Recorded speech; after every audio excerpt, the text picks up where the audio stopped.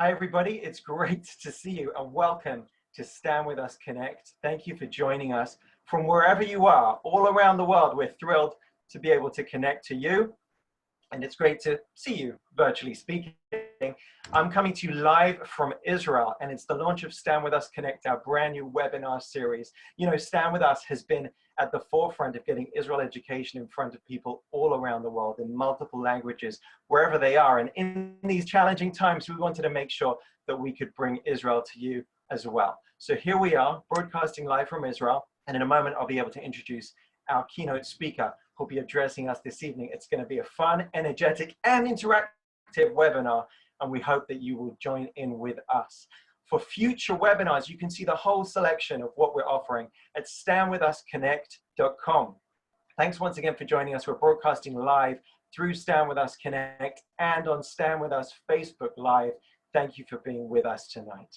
So without further ado, I am going to introduce our speaker this evening. But what you should also know is that if you enjoy this session, you can book a webinar for your own group, a private webinar as well, via StandWithUsConnect.com. So if you like this and you want other sessions, you can book them all through our website. Okay, let's learn a little bit more tonight. We're going to be talking about concepts and misconceptions of Zionism, Israel, and the Jews, and we're going to be led by our speaker, Charlotte Korchak, who is the Senior Educator and Director of International Student Programs at Stand With Us here in Israel. Charlotte graduated with a BA from Middle East History from the University of Southern California. She's been working for Stand With Us for many years. She was initially our West Coast campus coordinator, and then she made Aliyah. She immigrated to Israel and became the diaspora education coordinator. And in her current role as senior educator, Charlotte works with over 10,000 students every year from nearly every continent around the world at our Stand With Us Center in Jerusalem and all across Israel, training them to be effective activists in high school, universities, and communities worldwide. She has quickly become one of the foremost public speakers in her field, and I'm thrilled that she's going to be running our session tonight. Live from Jerusalem, please welcome Stand With Us is Charlotte Korchak. Charlotte, how are you doing? Hi, everyone. Thank you so much, Michael. I'm doing as well as you can be doing when you're locked in your house, but you know, we try. All right, so let's kick it off. Hi, everyone. Welcome to the first ever Stand With Us Connect webinar. I'm super excited to be kicking off this amazing new initiative brought to you by Stand With Us with the current reality, but also something that I think will carry over for many, many years as we move on from this reality. So first and foremost, just a little bit more about me and my background so you all understand where I'm coming from. I'm originally from Los Angeles, California, so not a native-born Israeli. Like you heard from Michael, who's also a native-born Brit. I was born and raised in Los Angeles. I lived there until I was 9 years old. And when I was 9, though, my parents decided to make Aliyah with me and my 4 older siblings. We moved to Israel. We lived in Israel for 5 years. Unfortunately, 3 years into our time in Israel, the second Intifada started. And that was really kind of my eye-opening experience into the conflict. The fact that I lived in a conflict, that there was a reality that I was kind of ignorant of. And it became very real when I lost 3 friends in one suicide bombing when I was 14 years old. And very soon after, unfortunately, my family actually had to move back to the US because the economy had crashed here in Israel. And so we moved back to the US. We moved from Jerusalem to Las Vegas, which was a weird move, the holy city to the city of sin. And didn't last there long. Ended up moving to Maryland, which is where I ended up finishing up high school. And then I went on to university. And to be honest with you, up until this point, here I am, is 18 years old. I had been completely ignorant of Israel activism, of the fact that, you know, throughout the whole time that I was in high school, there was actually stuff that I could have done to help Israel. While my friends were still living through the second Intifada, this big wave of terrorism that struck Israel. But I was unaware. Stand With Us barely existed at that point, unfortunately. Our high school department was 8 years away from being created. So I ended up going to university, and first 6 months, totally normal, average American college student, had no idea what I wanted to do with my life.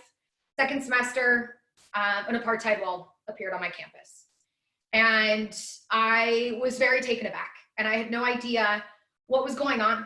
I didn't understand people who were attacking Israel. I didn't understand the accusations that were being made against Israel, like Zionism is racism, which was something that was written up there on that wall. And you know, that there was a genocide going on here. And it was really, again, an eye-opening experience. It was almost a slap in the face is usually what I call it, because it was this moment where I realized that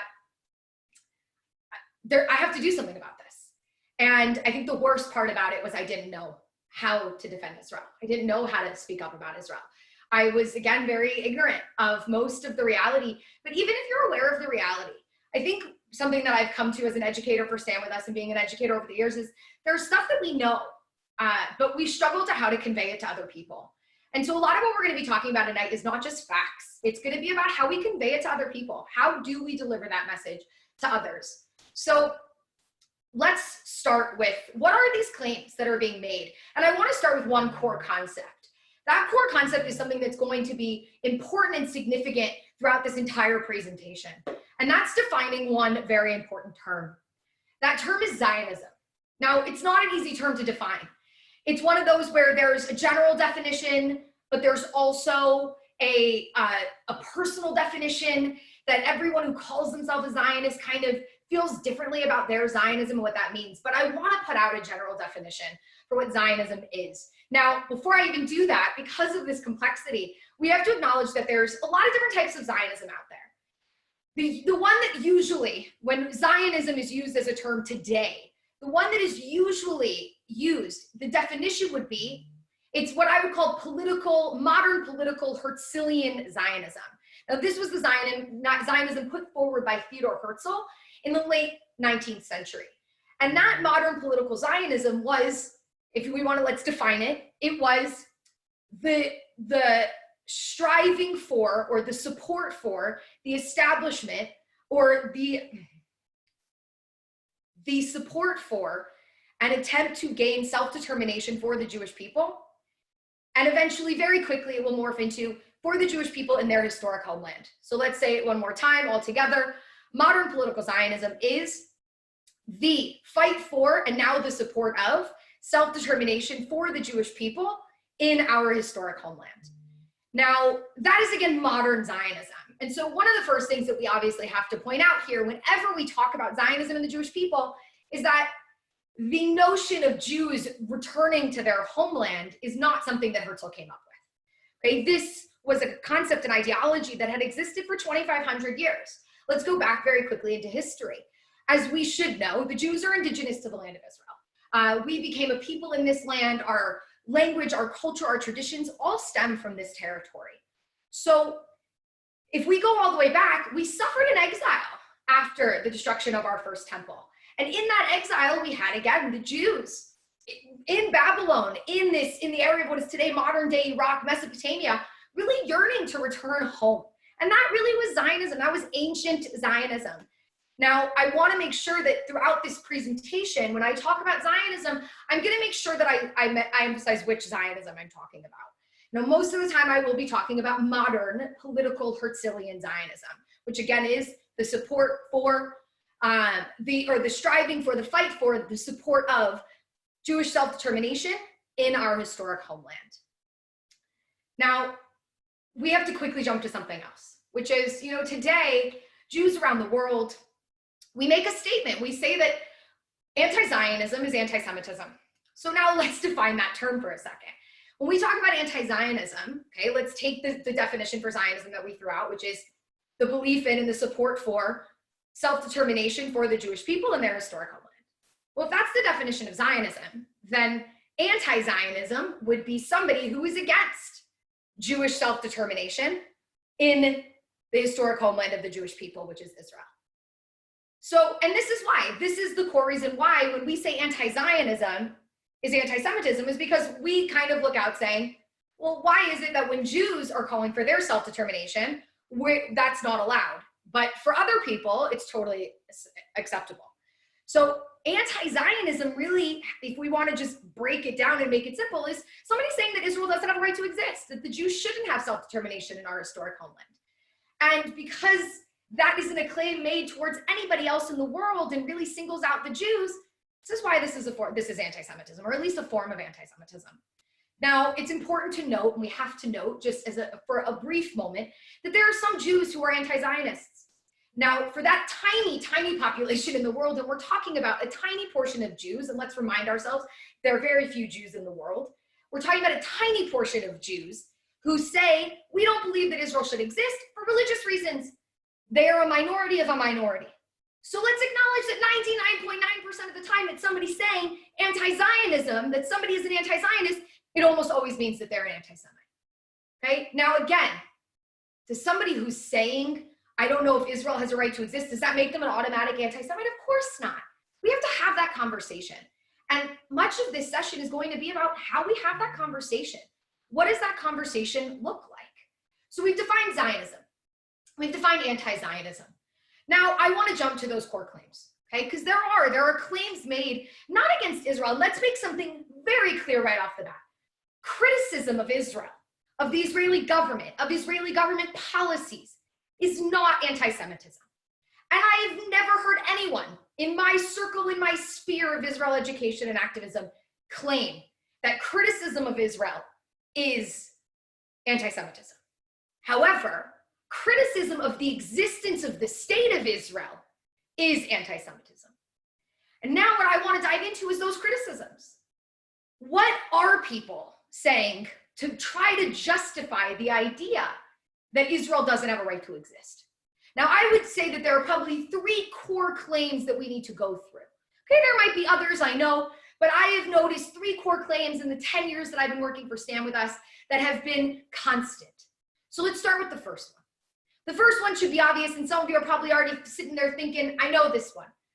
And the argument is that we stole the land from the Palestinians, that we came in as colonialists in the late 19th century, and we started conquering this land and violently taking it from the Arabs who were living here. It's just far from the truth. And we have to call out a lie when it's a lie. And that's just not true. It's just not how that's not how the story goes. So let's go through it. First of all, the colonialist argument, which is another concept that we really need to debunk.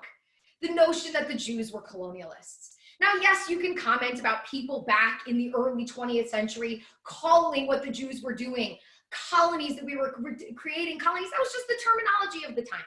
But if you actually look at what this accusation is trying to put forward, it's by calling me a colonialist, what you're trying to say is that I am foreign to this land. Remember, I'm in Israel, and so when I say this land, that's what I'm referring to. So again, they're trying to say that I'm foreign to this land. And now this was the first thing that I mentioned. I'll mention it again, and I'll keep mentioning it. Because what we have to realize as Jews is that one of the more important things that we have to tell people when starting the story about Israel is that we are indigenous to this land. I'm not a foreigner. In fact, this shouldn't be that hard of an argument to make. Because for 2,000 years, when we lived everywhere else, that's when they called us foreigners. Because they knew where we were from. And in the times that we were living in Europe in the late 19th, early 20th century, you know, they always said to us, go back to Palestine. And of course, they were referring to Israel. They were referring to the ancient Judean kingdom. And, you know, when the Romans came in and changed that name from Judea to Palestine, it doesn't matter. But they were saying, go back to where you came from. So they knew it as well as we know it. But it's been forgotten now because of the Palestinian narrative. And so we have to go back and we have to remind people. First of all, don't call me a colonialist. It's incredibly offensive. I am not foreign to this land. I might look blonde and I might be white, according to what you would call me, but I am native to this land. Now, then we have to answer the question, then why am I a blonde white person saying that I'm native to the Middle East? Well, that's the next part of our story, right? I'm not a colonialist. In fact, I was the victim of colonialism. I was the victim 2,000 years ago when the Romans came in and took control over my territory, conquered it, destroyed the Second Temple in 70 of the Common Era, and then exiled the Jewish people. So I look the way that I do because 2,000 years ago, my people were colonized, and many of us were dragged to Europe. And so I look like I do today. And by the way, it wasn't just Europeans. Let's not forget, there are many Jews who, if you're standing having this conversation, you don't have to make the argument that I just made simply because you're not white, right? We have Jews with lighter fair skin. We have Jews with darker fair skin because not only did Jews end up in Europe at the end during the Roman exile, we also ended up throughout the Middle East and North Africa. And eventually we ended up all over the world. And that exile is going to play a huge role in the story that we tell, because it explains a lot of the complexity of the Jewish people, which is something by the end of this we will be able to flesh out and really be able to learn how to explain it all to somebody who's not Jewish. And for the non-Jews who are listening, this is really an amazing opportunity, because for the Jews who are, you'll learn how to explain it to others. And for those who are not Jewish, you'll learn for yourselves kind of how we see ourselves and what our story really is all about. So we ended up in exile. And that's why, again, I look like a colonialist, because I was the victim of colonization. So again, I would say to somebody, look, I'm really offended. And if you're really an anti-colonialist, you should be on my side. I'm against colonialism too. In fact, the Jews ending up back in Israel was really a justice in response to colonialism. Sure, it took 2,000 years. I get that. And by the way, I know that the next thing that somebody's going to say to you is going to be, but why did it have to be at the expense of another people? And I fully understand that question. So let's jump ahead. Let's go back to the stolen land argument. So we've established we're not colonialists. We're not foreign to this land. We're indigenous. We have been here for 3,000 years continuously as Jews, but most of us were living in exile, like I said, throughout the world. Now, let's get up to modern times. This argument that the Jews came in and stole the land. Well, let's talk about the journey of the Jews real fast into this land. And I'm going to tell a really brief history of kind of how the formation of the Jewish state and how it took place from the late 1800s to 1948. We have a reality where the Jews were suffering. The Jews in Russia in particular had suffered a pogrom in 1881. And it wasn't the first. And I think many of them thought it wasn't going to be the last. And it wasn't the first just in Russia. This was something that the Jews been suffering for 1,800 years, almost 1,900 years living in exile. The Jews were persecuted everywhere we went. And that's another incredibly important part of the story. It's indigeneity to then exile, to then within that exile, suffering through that exile. That wherever we went, we were second-class citizens and we suffered. I mean, how relevant for right now, right? We're going through a pandemic, and let's go back to another pandemic, 1347, the Black Death. And who was it blamed on? It was blamed on the Jews. And we were burned and we were massacred because they thought we were to blame. Nothing new is under the sun. And we're now being blamed for what's going on around the world. So we suffer persecution. And in 1881, we suffered a pogrom in Russia. Now at that time, there had been a revival almost of Zionism, but not Herzlian Zionism. That wasn't around yet. Now we're talking about ancient Zionism. There's just this notion of, we keep suffering these persecutions, this inequality. Let's go home. And so in 1882, after that pogrom, we had the first wave of Jewish immigration, what we call the first Aliyah to Israel. And those Jews came in and they bought land in this territory. They bought it legally from Arab landowners who sold it to them. Sometimes they were absentee, sometimes they were present. And honestly, in the 1880s, we didn't have that much of a conflict or real tension between us and the Arabs. In fact, many of the Arab tribes living in the area actually welcomed the Jews in. Then what happened? Herzlian Zionism is born. 1897, we have the first Zionist Congress that comes as a result of the printing of the Jewish state by Theodor Herzl in 1896, where he makes his plea. He puts political Zionism on the map and he says, the Jews need nationalism. The Jews need a country. Why? And for Herzl, it was simple, because of anti-Semitism. If you go and you read Der Judenstaat, it's short, you should read it. You have the time, you're sitting in quarantine or you're sitting at home as you should be.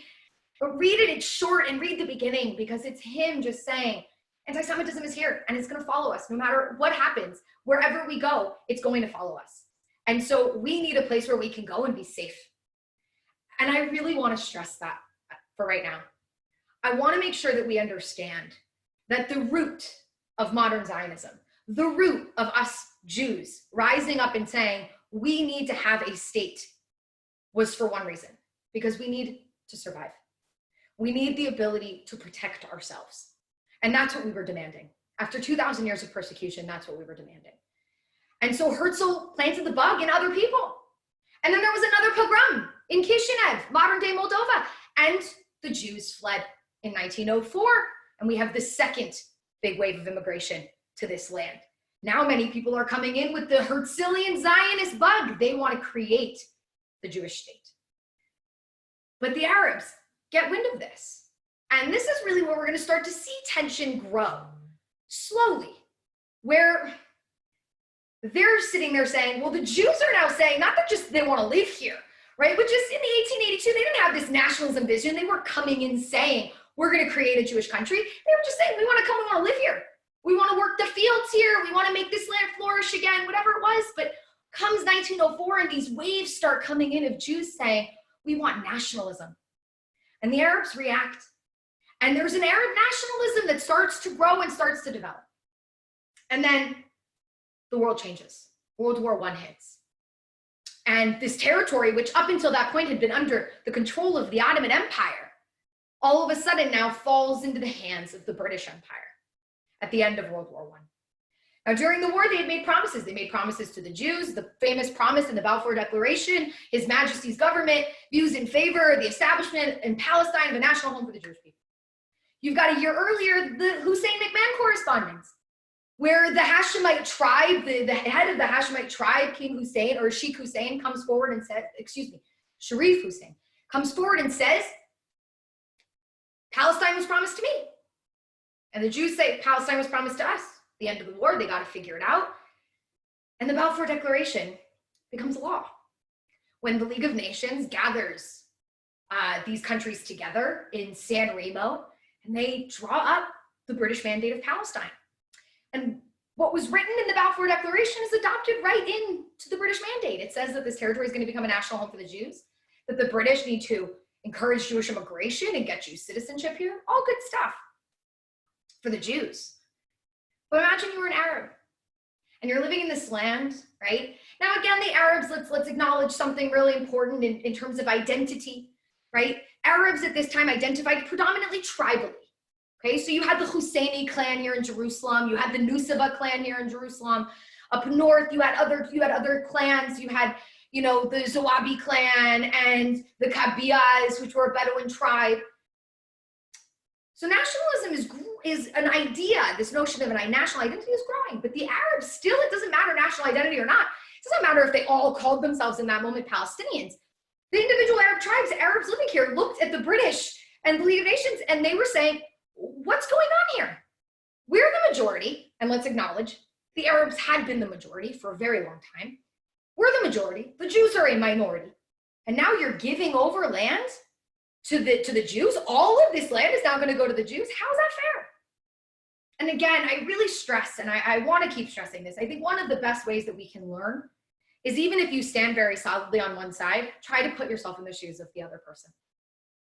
And for the Arabs, they genuinely felt that their land was being stolen from them. Let's acknowledge when more and more Jews came in, they were buying land. They weren't forcibly kicking people off their land. That wasn't what was going on.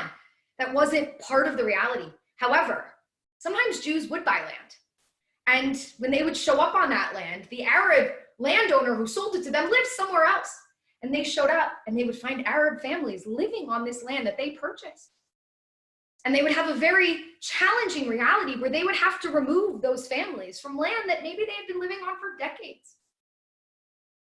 According to scholars, they say about a few thousand families probably suffered this fate. And imagine, I'm a big believer, I struggle with people today saying like, there's your truth and there's my truth. No, let's not play fast and loose with the word truth. Okay, truth means something. There are facts. There is a fact on the ground. But let's also acknowledge that we are human beings, which means that facts are one thing, but how we perceive them is another thing. And so it's not your truth and my truth, but it is your reality and my reality. And those are two different realities. And so for the Jews coming in, they might have said, well, this is fair. I bought this land fair and square, and I paid probably an exorbitant price for it. But for the Arabs who were living on that land, they're sitting there going, but this is, I planted that olive tree. This is my home. And they felt like their home was being taken away from them. And that's how we get the start of that narrative of they came in and they stole our land. But that's not what happened, as we see throughout the story. That's just what they felt. Now, we get the British Mandate. And we're excited, the Jews are excited, people are starting to immigrate from Europe, not that many. As time gets worse, more and more. And by 1936, we have the largest amount of Jewish immigration. 66,000 Jews in 1 year, boom. Where are they coming from? This shouldn't be hard to guess. They were coming from Germany. 1935, the Nuremberg laws had been passed. We shouldn't be surprised. Jews started to feel afraid. And that Zionist vision of Herzl saying anti-Semitism is coming and it's always been here and it's gonna follow us everywhere we go. Well, the Jews in Germany said, yeah, we gotta get out of here, some of them. But the Arabs living here, specifically the leader of the Muslim community in the British Mandate of Palestine, a man by the name of Haj Amin al-Husseini, is very frustrated with that large Jewish immigration. So he launches a revolt in 1936 and it lasts until 1939. Why is this important? Because in 1937, the British tried to throw out the mandate. They proposed the Peel Commission. Now the Peel Commission is something that if this is the first time you're hearing it, write it down, read about it, memorize it. Because the Peel Commission is going to be that first moment. That first moment where the Jews realize, maybe we can't have all the land. Maybe there's another population here. We knew that there was another population, don't get it twisted. Jabotinsky in 1934 wrote his constitution for what his vision of the future Jewish state was going to be. And he said Arabs would be an integral role, would play an integral role in that country. But what we realized was, because after the violence of the 1920s and then the revolt in 1936 that was ongoing, they said they don't want to live in a Jewish country. So the Peel Commission is put forward. And what do the British offer the Jews? They say, you know, the territory between the river and the sea, we'll give you 20% of it. The rest, about 75%, is going to go to the Arabs. We'll keep 5%, which is Jerusalem and a little territory out to the coast. And the crazy part, the Jews said, okay. We had a legally binding document in our hands, the British Mandate, that said that this whole territory was ours, legally. And then we compromised and we agreed to 20% of the land. What did the Arab leadership at the time say? The Arab Higher Committee, alongside Haj Amin al-Husseini himself, right here in the British Mandate of Palestine, they said no. Not only did they say no, but they said, why do the Jews need a country? They said, why are you even thinking about giving the Jews a country? They're a minority here. King Abdullah in Transjordan chimes in saying, I should have that whole territory. And don't worry, the Jews will be autonomous within my territory. And don't worry, I'll protect them. And of course, that last little line, if you're Jewish, you probably snickered, because we stopped believing people when they said, we'll protect you. So the Peel Commission comes and we say yes and they say no. 10 years go by. And we all know what happens in those 10 years between 1937 and 1947. The most traumatizing years for the Jewish people, by far. And by the late 1940s, 46, 47, there was really nobody, at least in the Western world, and especially not in Europe, who could look at the Jews and deny the roots of modern Zionism, which was anti-Semitism is going to follow us. And really eventually became, and you're not going to protect us. In 1937, people could still look at us and say that we were paranoid, even though that 1800 years of history before was plenty of evidence. But those 10 years changed it all. Because by 1947, nobody was able to look at us anymore and say, you don't need a country. Don't worry, we'll protect you. Really? Are you sure? Because I'm pretty sure you all just abandoned us. I'm pretty sure we just spent 6 horrific years with everyone telling us, no, sorry, go to the next guy. And no, I'm not just talking about the Europeans. I'm talking about the Americans who turned boats around, who wouldn't take in refugees. I'm talking about Canada. I'm talking about countries around the world. So the world got behind Zionism. At least the United Nations got behind Zionism. The world all of a sudden says, you know what the Jews have been saying for 50 years is true. We got to make this a reality. And so they propose another resolution. 1947 comes along and they say, let's offer another partition plan, just like 1937. And the UN this time, because the problem had been handed over to the UN by the British, the UN say, we'll give 55% of the land to the Jews and we'll give 45% to the Arabs. I'm not sure why they thought the Arab world was going to jump on this, because they offered the Arabs 75% 10 years earlier and they said no. And now they're offering them 45% and they said no. Now, again, I've had this conversation with a lot of people, and a lot of times when I talk about the partition plan and when I talk about the Peel Commission, people look at me and they really defend the Arabs and they say, why should the Arabs have accepted giving the Jews any of this territory? Now, in the Peel Commission, it's a lot easier of an argument because we were about 25% of the population and we were being offered 20% of the land. With 1947, it's even more relevant because they were being given 45% of the land, even though they were a majority. The Arabs were the majority.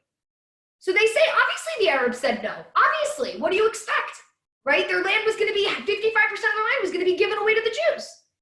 And I always tend to say, you know, I get it, fine. Like, let's go with that.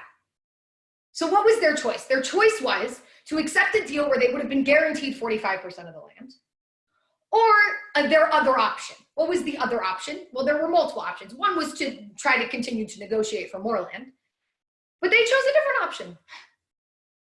November 29th, 1947, the UN passes the partition plan. In the early hours of November 30th, they had made their decision.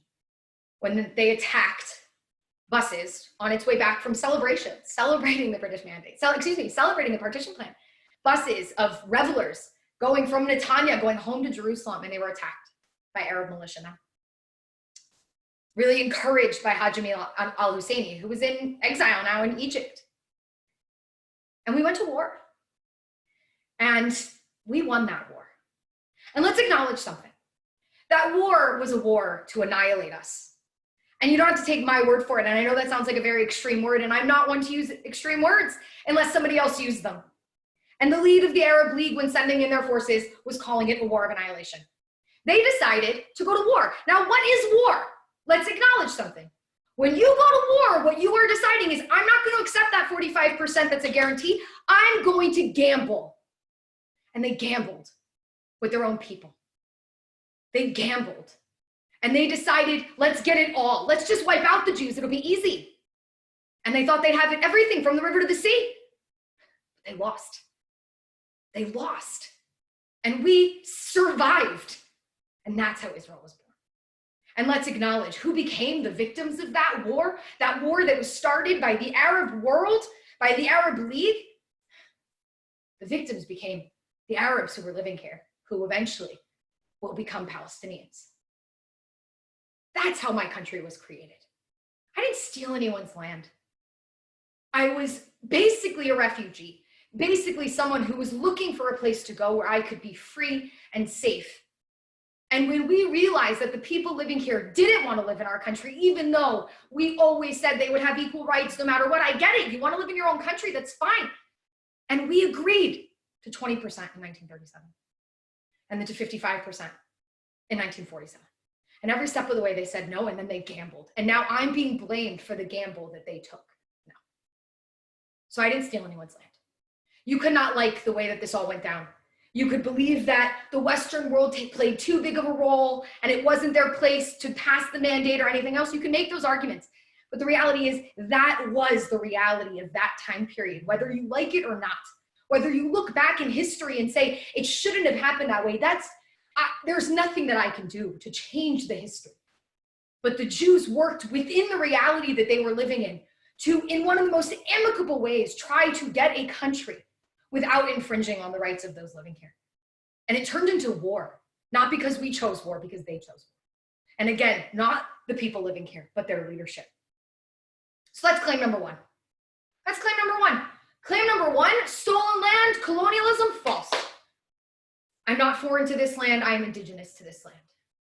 When I came back and I bought land legally. I moved there legally. And through a legal process, I attained part of this territory. And then you chose war, and I attained a little bit more of it. That's how Israel was born. All right, thanks to this guy right here, David Ben-Gurion. That's my man. All right, claim number two. Claim number two jumps us up to today. Claim number two is about what I would call modern day atrocities.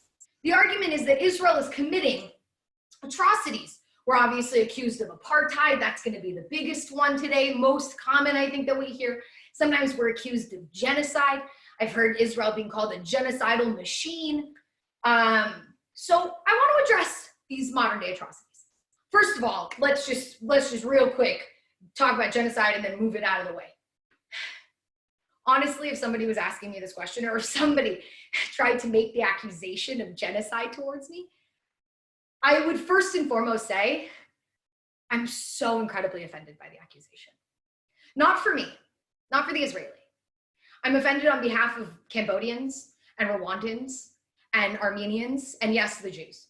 I'm offended for anybody who has gone through a genocide, because that's not what's happening here. Yes, people are dying in this conflict. It is incredibly sad, but there is no evidence to support the notion that Israel is in any way, shape, or form trying to commit a genocide against the Palestinians.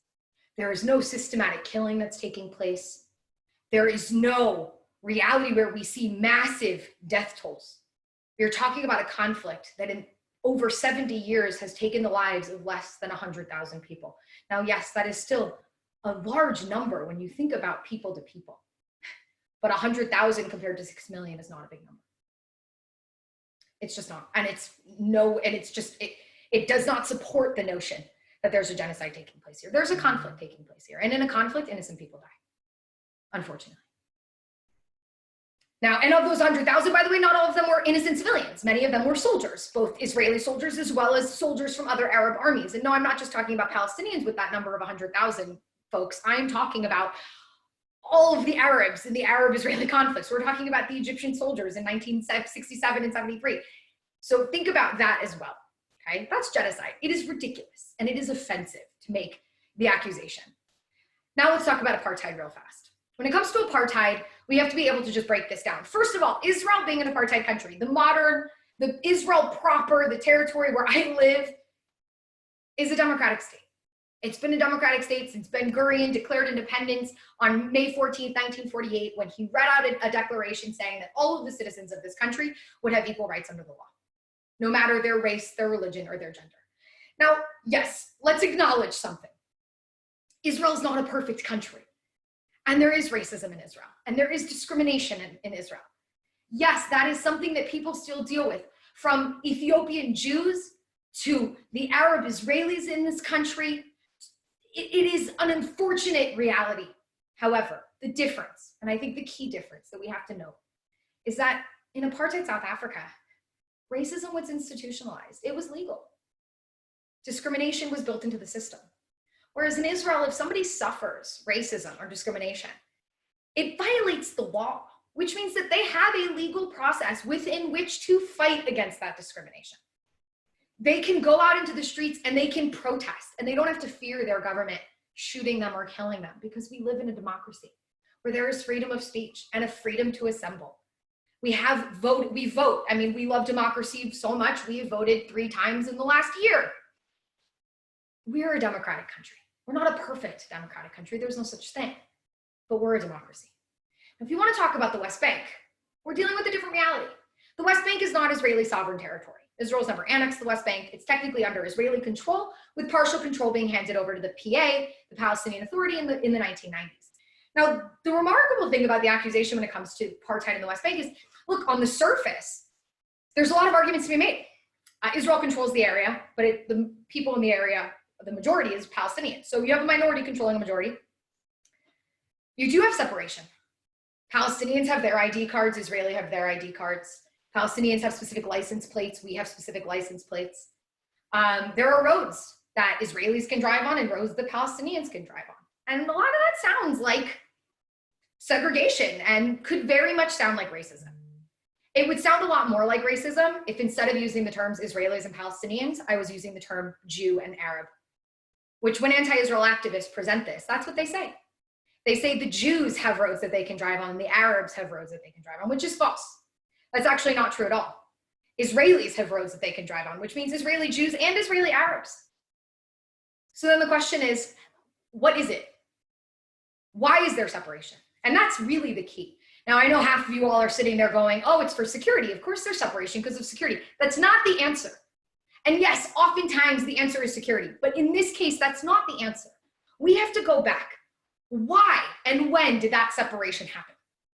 When was there a reality where now there were Palestinian areas in the West Bank and there were Israeli-controlled areas in the West Bank? And the time period you're looking for is the Oslo Accords.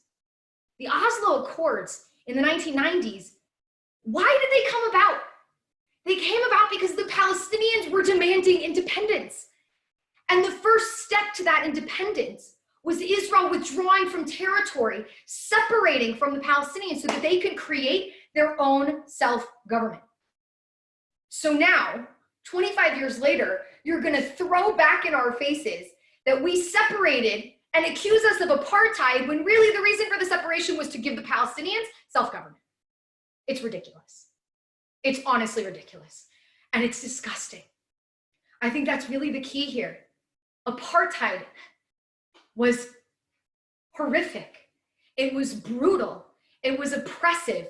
And it was all rooted in the idea that the white people thought that they were better and superior to the Black people. That is not the reality. Yes, is there hatred between Israelis and Palestinians? Of course there is. We've been in a conflict for 70 years, but that's the reason. So it's not racism. It's not apartheid. And using the term is so incredibly insulting to the many Black South Africans who had to live under that brutal type regime, who didn't have those legal ways in which they could fight for their rights, who didn't even have the right to vote. That is not the reality. The Palestinians vote. When their government calls for elections, I know it hasn't happened since 2006, but when it happens, they can vote, but they vote for their own leadership, the way that Israelis vote for our leadership. So you could look at somebody and you could say, look, I'm not saying that the situation in the West Bank is perfect. Far from it. We had an agreement that was supposed to be 5 years long. It's the Oslo Accords, and it's now lasted 25 years, and we live in this really unfortunate status quo. So call it unfortunate, call it bad, call it not ideal, use any of that terminology. But using the term apartheid is wrong. And honestly, it is being used by activists for one reason and one reason only. And that's to demonize Israel. And that's the challenge. Now, I just used the term, I said demonize. And I think it's really important that I note something. Because now I've gone through the modern day atrocities, genocide, apartheid, and I went through the first claim also, which was stolen land. And I want to note something. Now that I've already gotten it out of the way that those are false,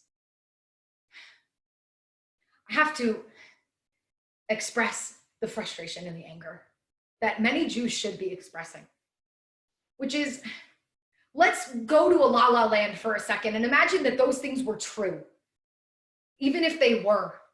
Is that a reason? Is that a legitimate reason to say that I don't have a right to exist? Think about it for a second. Genuinely, sit there and think about it. Think about the countries that were created that way.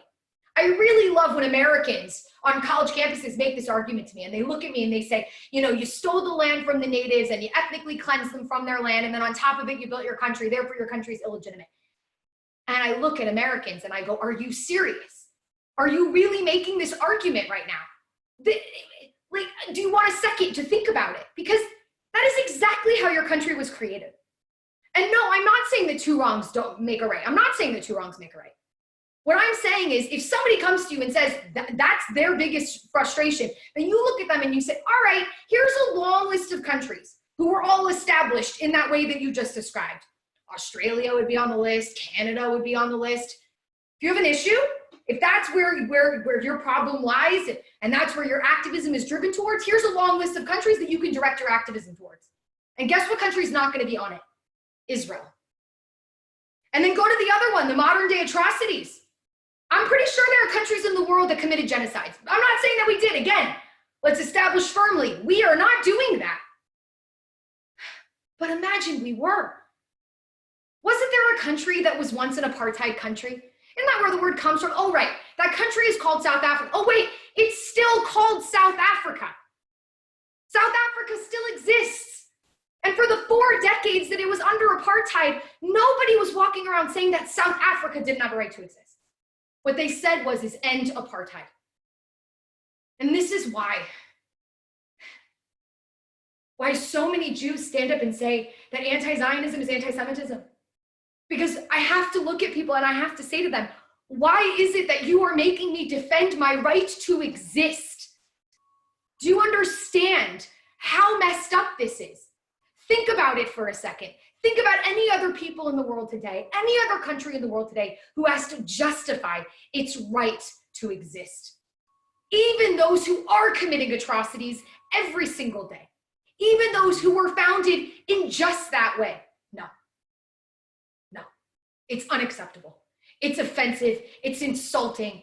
And I would literally start my conversation when somebody says this to me by looking at them and saying, first of all, what you're saying is not true. But second of all, even if it was, it is disgusting that you are making me defend my right to exist right now.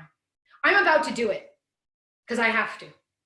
But it's disgusting that you're making me do it. Let's acknowledge it. And let's acknowledge the double standard that you're holding us to, which is why we sit back and we define that criticism of Israel when it's gone too far as somebody who is delegitimizing the state of Israel, holding Israel to a double standard, and demonizing Israel. Now let's get to the third claim. The third claim is a hard one, mainly because if it was true, unlike the other two, it might be a legitimate reason to a certain extent. I think it's important to note that countries exist today and they have the right to exist simply because they just exist. We're not about to ask each country, do you have a right to exist? But with Israel, we actually claim that we have a right. As Jews, we say, well, the UN Charter speaks about self-determination for peoples, and we're a people. And we have the right to self-determination. And then there's one step that we take, because we jump, because we need to acknowledge self-determination doesn't have to be state. Self-determination could be autonomy, which was granted to Jews in different places. Why then do Jews argue, no, we need a state? Well, we took that jump where there was also a notion that was accepted worldwide that if a people are suffering persecution and continuously suffer persecution, then they have the right to statehood. Because what does statehood give us that autonomy didn't? One thing, one crucial thing, and that's an army to protect ourselves. So we argue as Jews, as a people, we have the right to self-determination. What's the argument made against us? It's really simple. The Jews are a religion, and religions don't have a right to self-determination. Now that's true. I can't argue with that one. Religions don't have a right to self-determination. Now some of you might be thinking, what do you mean? Look at Saudi Arabia, that's a Muslim country, or look at, these other Christian countries. None of those countries were created for Christians or created for Muslims. They're countries that exist on different identities of some sort, be it, Saudi Arabia is under the Saudi name. It's the Saud family. But it happens to be a country that has a majority of Muslims. But this was a country that was created for Jews. Now, if you're Jewish watching this, you probably already know how to make this argument, which is, since when are Jews just a religion? Since when have Jews ever just been a religion? Now we have to explain ourselves. And I was teaching a group about 1.5 years ago, and it was a group of non-Jews. And I brought this up and I mentioned Jewish peoplehood. And then I went on a 30-minute tangent trying to explain it to them. And I realized something, that Jews, we know who we are. We talk about ourselves as a nation. We talk about ourselves as a people. We say, Am Yisrael Chai, the nation of Israel lives. But we struggle to explain that to other people and what that means. And that's what I'm about to do now. I think one of those concepts, those misconceptions that we talk about is, what are Jews? So let's go through a process of elimination real quick. People who say that we're a religion. Well, there are absolutely religious aspects to us. I can't remove religion from Jewish peoplehood, no doubt about it. Much of our culture and our traditions are religious traditions. However, that's not the whole. And why I know that is because you don't have to believe in God to be Jewish. To be recognized as a Jew by the vast majority of the Jewish community in the world, you have to have a Jewish mother. And for some, you have to have a Jewish father, and that's a fight within Judaism, and I'm not going to get into it. But the point is you're born Jewish, or you convert. And as the daughter of 2 converts, I got to bring up conversion because it's important. And I have to acknowledge something as well with conversion, because somebody might then say, but wait a second, conversion is a religious process. Now that's true, conversion is a religious process. However, when you go and you dunk in that ritual bath to become Jewish and you convert, yes, you learn the traditions. And when you dunk, you take on those traditions and you say, I'm going to be a practicing Jew. Now, I would ask any Jews who are listening, and I've asked this to many audiences, if that person, if that Jew, if let's say my mother went into the mikvah, fully adopting Judaism, first of all, not only does she take on the religion, she also takes on the history of the Jewish people. She's joining a tribe. She's joining a civilization. But if in a few years she stops practicing, does that make her not Jewish? And the answer is no, because it's more than just the religious practices. So we're not just a religion, but there's a lot of religious character to us. You don't have to believe in God. We don't have a creed that you must believe in to be a part of this group. Unlike Christianity, which is a religion where you have to believe in Jesus Christ as the Lord and Savior, as your Lord and Savior. Otherwise, other Christians will not see you as Christian, even if you were born to Christians. And again, Christians watching can comment and let me know, but all of those who I've spoken to have confirmed that for me. So we're not just a religion. Ethnicity, are we just an ethnicity? No, we're not. We have ethnic characters to us for sure. If you tested a lot of Jews' genetics, they would come out maybe Ashkenazi Jewish, which is European. They might be Mizrahi Jewish, which is Middle Eastern. Some even get Judean in their blood, which means they really trace back to this territory, there hasn't been a lot of mixing in their bloodline. And then you've got Sephardi Jews, right? The Spanish Jewry, but that's still 3 different ethnic makeups. And again, I'm the daughter of 2 converts. If you tested my genetics, would I come up Jewish ethnically? I wouldn't. So there's an ethnic character to us, but that's not what we are. Now, are we a race? No. I don't even think we've ever called ourselves a race. I think it's more a Nazi notion of what Jews are, this idea that it's biological, which I just told you I'm the daughter of 2 converts and I don't have any Jewish blood flowing through my veins, or Jewish genetics, if you will, but I'm Jewish through and through. So then what are we? Now, again, I said it, we all knew the answer to this before I even started going through the process of elimination, but I went through it because, again, if you are challenged, I want you to know how to address those challenges. So what are we? We're a people. I like to use the word people more than nation, and the reason for that is because nation really gets mixed up with nationality and with country. And we were a people, we were a nation, but we were a people for 2,000 years without a country, without a home base. And so, I mean, we had a home base, we just weren't living in that home base. And so we have to be able to explain that notion of peoplehood, and using the term nation can confuse it. So let's use the term people. Okay, Jews are a people. Now, what does that mean? And the craziest part is that I just spent the last 5 minutes talking about the things that we don't have alike, right? Not everyone needs to believe in the same creed. Not everyone needs to be the same ethnicity. So then what does bind us together as one group of people? That's ultimately the question. And the answer is 4 things, at least 4 core things. Obviously, there could be more, but let's go through the 4 core. First of all, we share a history. Now, this is something you're going to be challenged on, because here I am, I'm a white Jew. Now, I just told you I'm the daughter of 2 converts, so technically you could argue no Jewish history is my history. But if you ask me, is the Holocaust part of your history? Of course the Holocaust is part of my history, even though I'm an American Jew and all of my family was in America when the Holocaust was taking place and none of my family were victims. Is it part of my history? Of course it is. And if, for the many people watching, ask yourself this question. If you're a Yemenite Jew, is the Holocaust part of your history? If you're an Ashkenazi Jew, Poland, Germany, Romania, Russia, was the Farhud, the massacre that happened to Iraqi Jews in the 1940s, part of your story? And the answer overwhelmingly by Jews is going to be yes. The Spanish Inquisition, I learned it as my story. Am I Spanish? Am I a Spanish Jew? No. We share a history because we're a family. And if your uncle today moved from the United States to Japan and had kids and his history is now in Japan, is that not part of your family story anymore? Of course it is. So let's understand something. We're a family. And if you go back in history, there is a time where we actually shared our history entirely, where the Jews were all together, when we were together in our indigenous homeland. But we were exiled. And so our family was fractured and got spread all over the world. But again, that just means that my history got fractured. It doesn't mean that it's not my story anymore. So we share a history. And we commemorate much of that history. In our religious holidays and our traditions, we just last week celebrated the holiday of Purim. We were commemorating this reality where a leader, going back to the Persian Empire, tried to wipe out the Jewish people. And we sit down together and we collectively remember that part of our history every year. In a few weeks, we'll be doing the same thing with Passover. We'll sit down for our Passover Seder and we'll remember the narrative of the Jewish people going from slavery to freedom. Part of our historic narrative.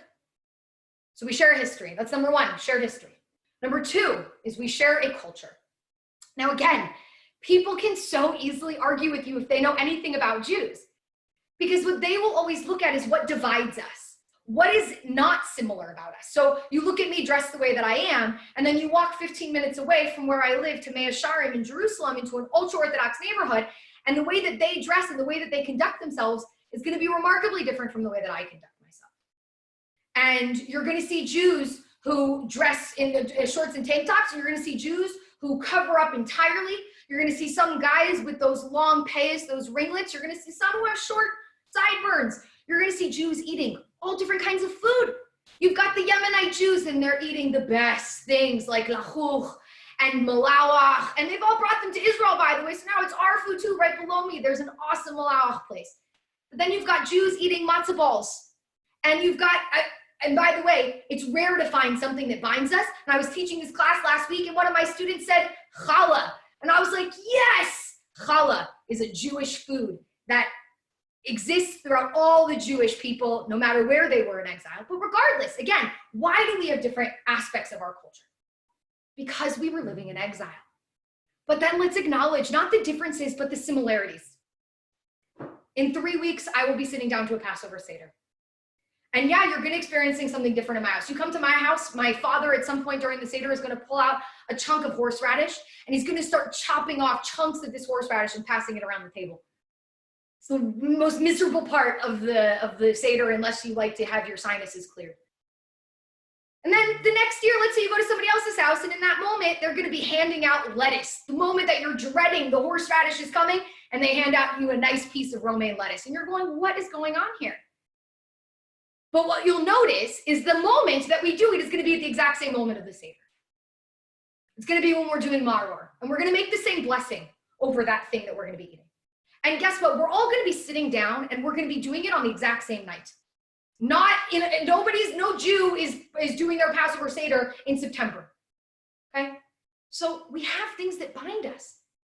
I could go into any synagogue in the world, and I will maybe not fully understand what's going on, but there's going to be a certain part in the prayers, well, I'm going to remember it, and any Jew knows what I'm doing, where at some point somebody's going to do this, and then they're going to do this, and all of a sudden you know what part we're in.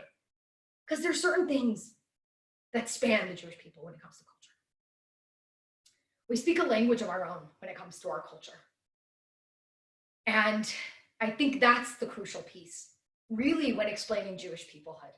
And I know that everything that I just described was religious. It is. And you can go anywhere in the world. And if it's a holiday, you know that you could go to a Jewish Chabad house, and you know that they will provide what you need. And you could speak the same language.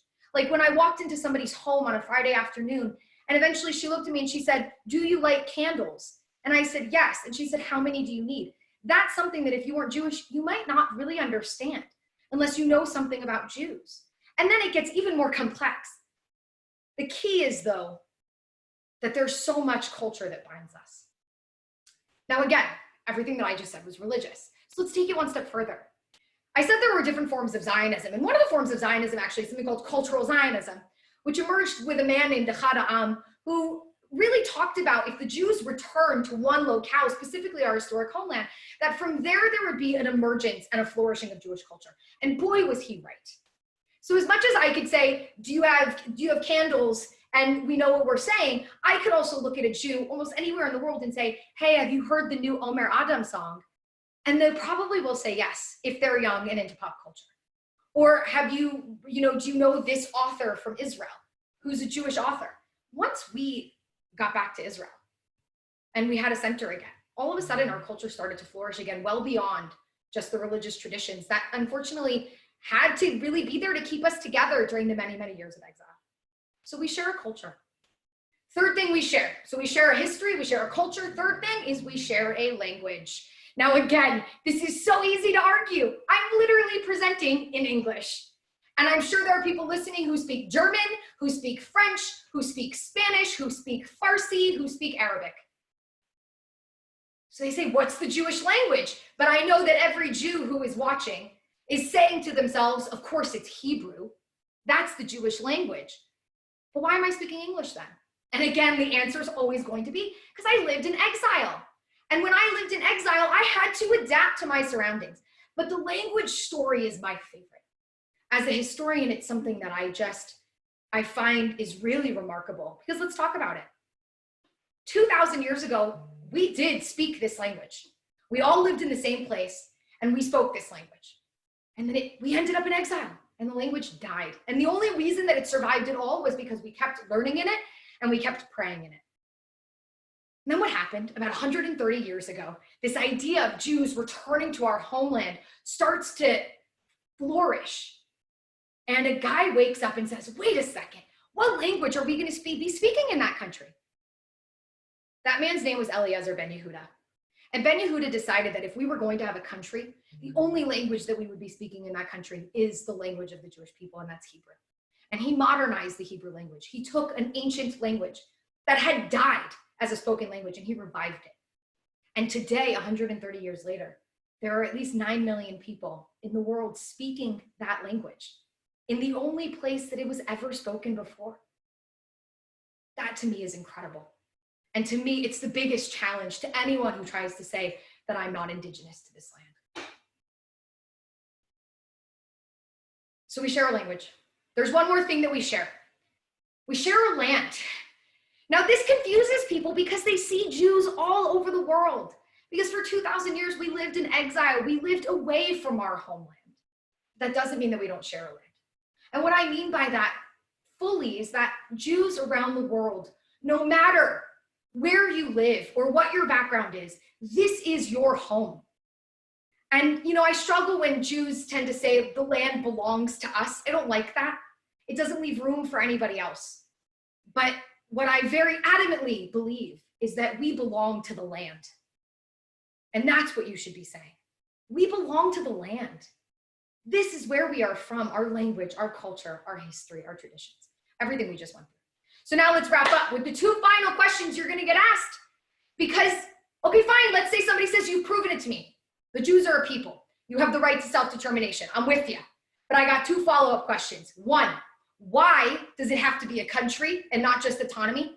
One state solution and whatever, you're all there, it's fine. But maybe the Arabs become the majority. Why is that a problem? And 2, why does it have to be here in the land of Israel? Now let's answer the second one first, because it's just easier. When people ask me this question, I tend to look at them and I tend to be very Jewish about this, and I answer a question with another question. I say to them, look, why there? And I look at them and I go, with all due respect, where else would you like me to go? I'll wait while you think about it.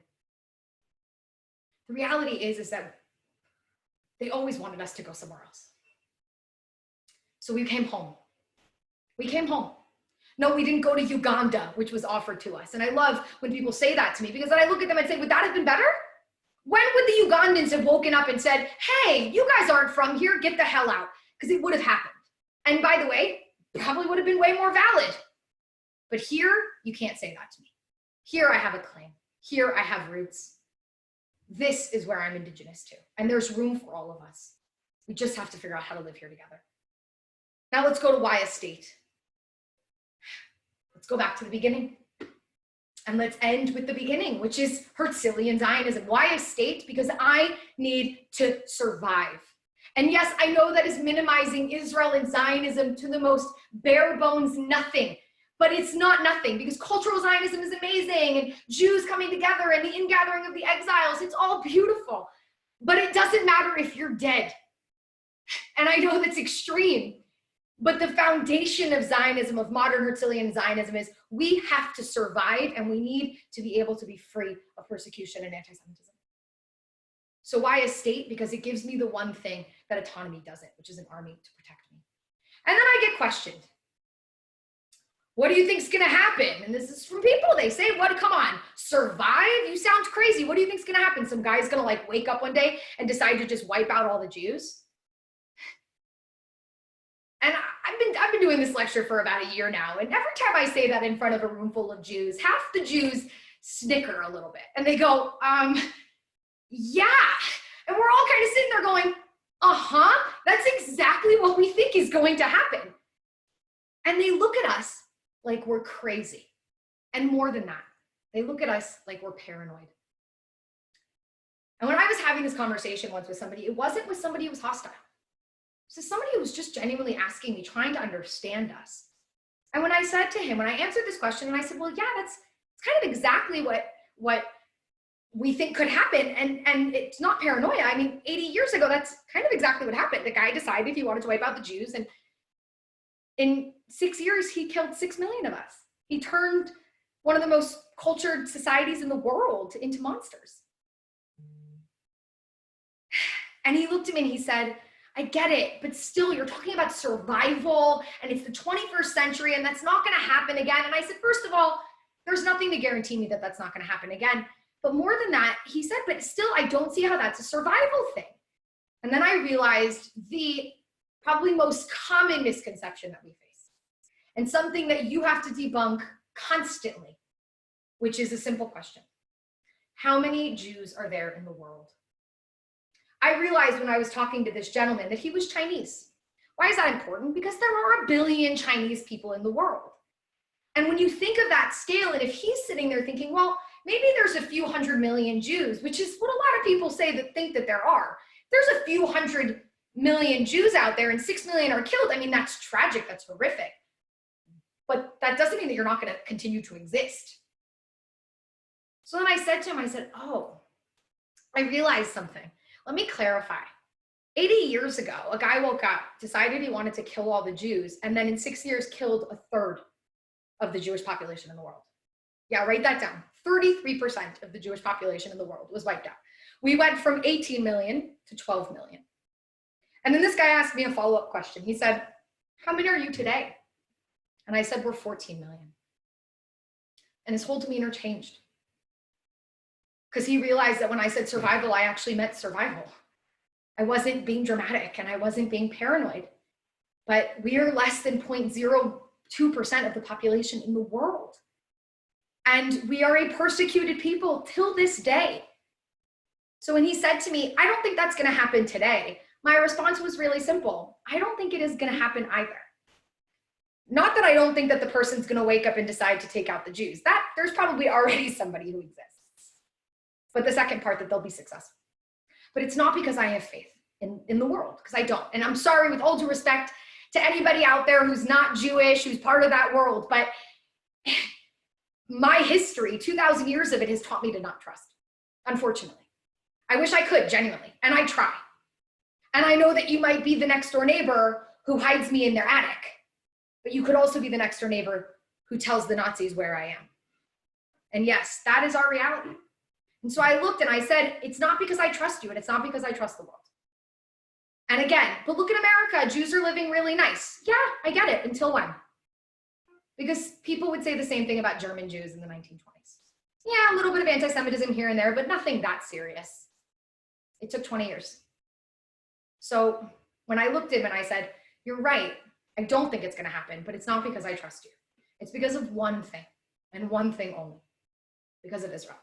Because of Zionism, because I have a country, because I have an army, because I know that as a Jew anywhere in the world and in Israel, that there is an apparatus that day to day is there to protect me. That's why Zionism, modern Zionism in its purest form, it's so that no longer are we going to be the victims of people who choose to kill us, that we have the ability to protect ourselves. So tell the Jewish story. Because that's what this really is. We're indigenous to this land. That's number one. We've lived here for 3,000 years continuously, but most of us suffered an exile 2,000 years ago. And then in that exile, we suffered persecution in Europe, in the Middle East, around the world. And after 1,900 years of persecution, we decided that we wanted liberation, that we wanted to be free. And we fought for that. And our freedom is Zionism. It is that safe haven. It's the ability, it's the beauty of Jews in modern times, feeling a semblance of security that for 1900 years we didn't feel. That's why Israel. That's why Zionism. So now go and tell that story and help other people understand it.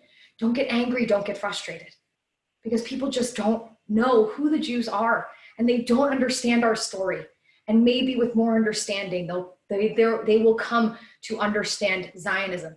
And the reason why, when we talk about this conflict, we say that no matter what solution is proposed, a Jewish state has to exist regardless, no matter what. So I'll end with this. Let's acknowledge there's 6.5 million Jews and there's 6.5 million Arabs living between the Jordan River and the Mediterranean Sea. And neither one of us has any intention of going anywhere. And both of us feel strongly connected to this land.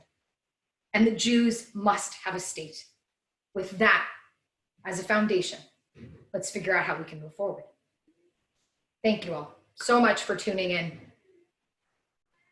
Back to Michael Dixon, where we will take questions from anyone who's been watching. Michael, are you with us?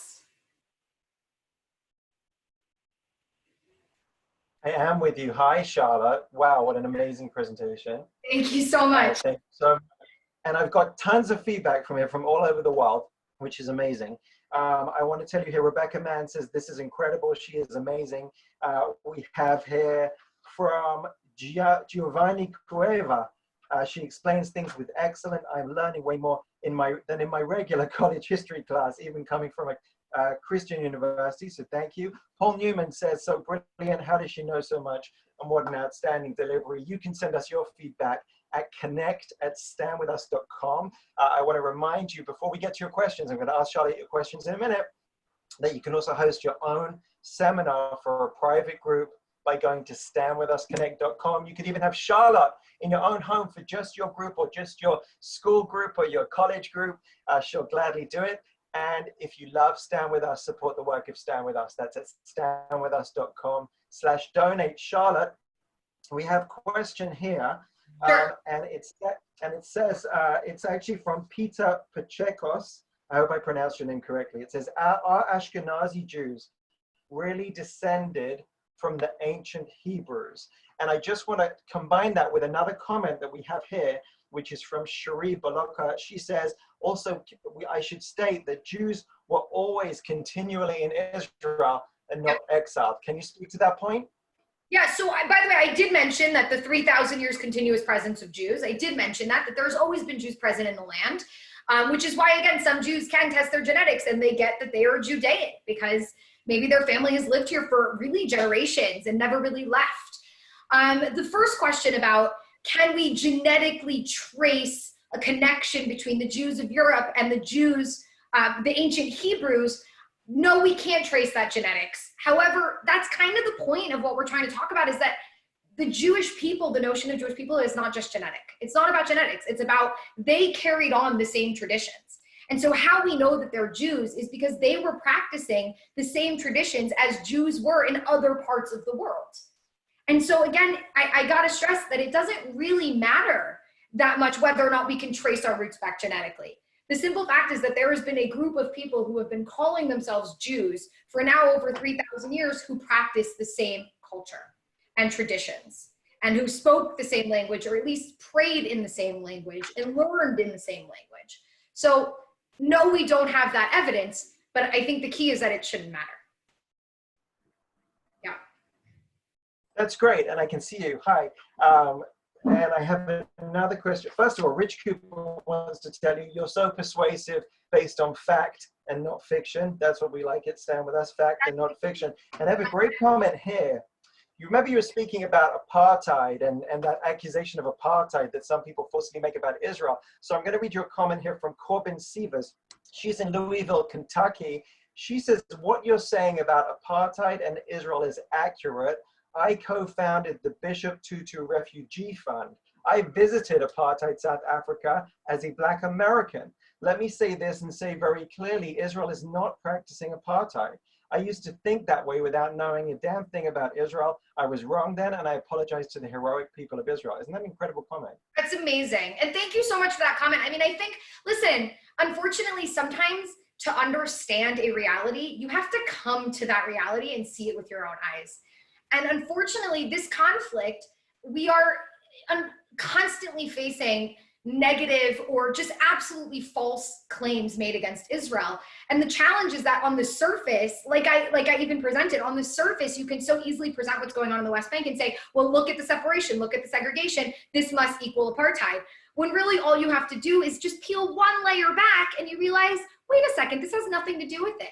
But it's so easy to convince. And like you just said, I think when you, the other comment that you read where you said, I like that you're convincing me using facts. Let's acknowledge one thing. Facts are great, but there's another thing that's really important, and that's context. Because facts without context can so easily be completely, it can rewrite history. So you gotta look at the facts, you gotta look at the context within which those facts live. Because every fact that I said about the separation in the West Bank is true, but the context and why there is that separation is why it's not apartheid and why it is just a very complex, unfortunate reality that really should change. But to do so, we need a partner and we need negotiations and we need to be able to come and discuss things. And unfortunately, that hasn't been able to happen between the Israelis and the Palestinians for a long time. So all very important points. Certainly. And Charlotte, I have another question here. What do you say when someone says the Israelis oppress the Palestinians in the West Bank through checkpoints, etc.? So I think we need to tackle the word oppression. Again, context matters. Do Palestinians in the West Bank suffer as a result of Israeli security measures? Yes. And that's how I would explain it and how I would frame it. It's not us just oppressing. We didn't just put up checkpoints because we were bored and we decided to make the movement of Palestinians more difficult. We put up checkpoints because we needed to stop suicide bombers and terrorists from being able to get into Israel. Or a lot of people would say, forget the ones that are along the green line that go into Israel, but what about the ones within the West Bank? Why are they there? Who are you protecting? Well, I don't know if we have to understand security a little bit. You know, you don't just want to stop somebody at the last moment. You want to get them beforehand. And so you do background security measures, and checkpoints within the West Bank is to stop the movement of guns and weapons and bomb-making materials and other things. But again, there's an important, incredible acknowledgement that we have to make, which is that Palestinians are suffering as a result. And let's just, and what that word means, you can analyze it, but during the times when there were a lot of checkpoints, and I gotta stress that really, if people want to accuse us of oppression, one of the things we have to notice, you know, checkpoints, if we were just doing this to oppress people, why did we ever taken down any checkpoints, right? At the height of checkpoints, we had about almost 250 checkpoints. Now, what was the height of checkpoints? At the height of terrorism, at the height of the Second Intifada. And then what we saw is slowly we had other security measures that were working and we didn't need to infringe on the movement. And so we reduced those checkpoints to the point where we felt, okay, with this amount, we can still keep ourselves safe. So that's one aspect of it. But we have to acknowledge that freedom, that lack of freedom of movement that sometimes does exist in tense times does create suffering. You know, imagine you're an innocent Palestinian and you've gone and farmed your farm and you have all your produce sitting in the back of your truck and you're trying to get to the marketplace and now you're stuck in a really long line at a checkpoint and your produce is sitting baking in the sun. And you're an innocent guy who's just trying to feed their family. And so I think it's so incredibly important to acknowledge that Palestinians are experiencing hardship as a result of Israel's need to protect itself. And that's not just terrorists, that's innocent people as well. But I think the framing of it and the important piece is that we're not just doing this to oppress people. We're doing this because we are trying to protect ourselves. And we have gone and made huge progress to try to minimize that hardship as much as possible without compromising our security. And I think that is a key here, is choosing to look at it as just the Israelis hate the Palestinians and is trying to make their lives miserable is not the right way to go because facts don't support that. What we need to understand is that Israel has needed to protect itself, unfortunately, from a hostile population that mixes in within innocent civilians, doesn't wear a uniform, doesn't wear a sign that says, I'm a terrorist. And so we find ourselves looking for needles in haystacks. And that unfortunately creates a very challenging reality for Palestinians on the ground, no doubt about it. And that is an important acknowledgement. And that's why we always say education, education, education. Let's get us to a point where we can solve this conflict so that we no longer have to be in that reality. But that requires compromise and negotiation. And we haven't seen that from the Palestinian Authority. So that's where we're at. It's a sad reality. It is. I think that our phrase, education is the road to peace, is an important one here. And we're going to be having a webinar coming up on Stand With Us Connect with Hussein Abu Bakr, who's does incredible outreach for Stand With Us, born in Egypt, and has a lot to say. And what some people may not know is that actually the biggest following of social media after English on Stand With Us is in Arabic. So it gives us some hope for the future. I've got something more here. It's from Robin. She says, can Charlotte create a short list of claims and refutations to share? I know the answers are more complex and she's doing a wonderful job of explaining the information, but it would be great to get a pocket-sized list to share and refer to. It would be so helpful. Also, Charlotte, your passion and commitment are energizing. I'm going to answer a question with a comment that I have, which is that, first of all, this is not the last of Charlotte's presentations. I can see just from the tons of questions coming in, we're going to have to do this again. So we will, I promise you that. And also, if you go to StandWithUs.com, you can get these booklets, 25 tough questions, short answers to the toughest questions about Israel. You can even get it in a tiny little pocket form right there. You can get those all at StandWithUs.com. Charlotte, we're going to have to wrap up. Before we do, I want to tell everybody once again, if you love the work of Stand With Us, you can donate and support us with whatever you like and whatever you can. That's StandWithUs.com/donate. Our next webinar is happening tomorrow. You won't want to miss this. He's as energetic in a man as Charlotte is in a woman. It's Neil Lazarus. He's talking about standing up and speaking for Israel, effective communication training. You're going to love that. That's happening tomorrow. You can see our full program at StandWithUsConnect.com. And we look forward to you joining us. We're thrilled that we could do this. We've always tried to be creative with our education. And if you can't come to Israel, we're coming to you. So thank you so much to our energetic and inspiring and dynamic educator for this session today, Charlotte Korchak. I'm Michael Dixon for Stand With Us Connect, and we'll see you next time. Thanks so much.